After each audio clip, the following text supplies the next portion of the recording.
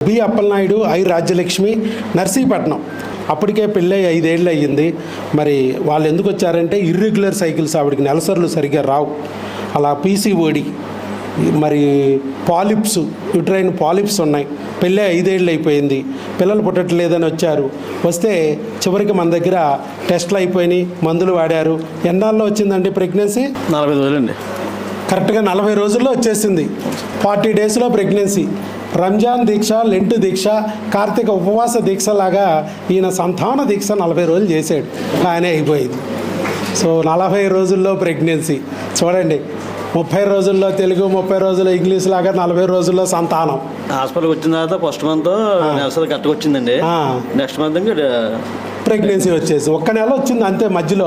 మరి ఎలా సాధ్యమైంది? 5 ఏళ్ల నుంచి రాంది ఇర్రెగ్యులర్ సైకిల్స్, పీసీఓడీలు, నీటి బుడగలు. బయటేమో డాక్టర్లేమో కత్తులు పట్టు కూర్చున్నారు. నీటి బుడగల్ని కాల్చేయాలన్నారు ఒక డాక్టర్ గారు, పచ్చడి చేయాలన్నారు ఒక డాక్టర్ గారు, లాప్రోస్కోపీ చేయాలి, పొట్టలో గొట్టాలు వేయాలి, లోపలికి వెళ్ళి చూడాలన్నారు ఒక డాక్టర్ గారు. మరి ఏమీ లేకుండానే మందులతో ఎలా వచ్చిందంటారు చెప్పండి? డాక్టర్ వైఎస్ బాబు మ్యాజిక్ ఫార్ములా. మీ జీవితంలో కూడా మ్యాజిక్ చేసింది. అది ఏమేమి చేయమని చెప్పాను నేను ఆ రోజు. ఇక్కడికి వచ్చారుగా మీరు. ఇక్కడికి వచ్చిన తర్వాత కలిపి టెస్టులు చేసాం, టీకా వేసాం.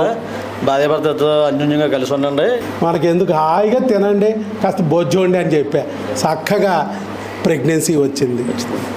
లేని పోయిన అవారాలు, కొట్టుకోవడాలు, తిట్టుకోవడాలు, అరుసుకోవడాలు, కరుసుకోవడాలు. మరి కొట్టుకోలేదు. హాస్పిటల్ కూడా తీసుకెళ్ళలేదు. మెత్త కదా వాళ్ళ హాస్పిటల్ అక్కడ బాగా చూస్తారంట, ఇక్కడ బాగా చూస్తారంట, అక్కడ బాగా చూస్తారంట. మెత్త కదా ఇంక నెలకొక హాస్పిటల్ తిప్పేసింది అమ్మాయిని. నేను వెళ్ళలేదు.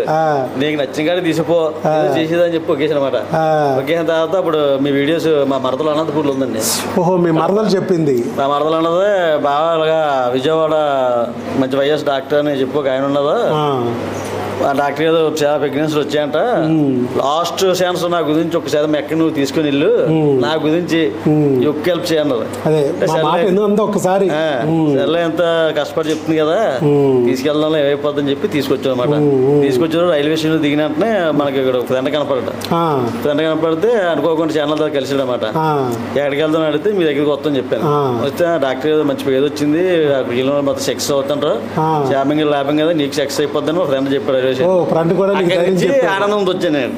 వచ్చాను, టెస్టులు చేసేది, మందులు వాడడం 1 month ప్రెగ్నెన్సీ. అది ఆల్ ది బెస్ట్ అయ్యా. ఇప్పుడు చక్కగా చూడు, అమ్మాయికి ప్రెగ్నెన్సీ వచ్చేసింది.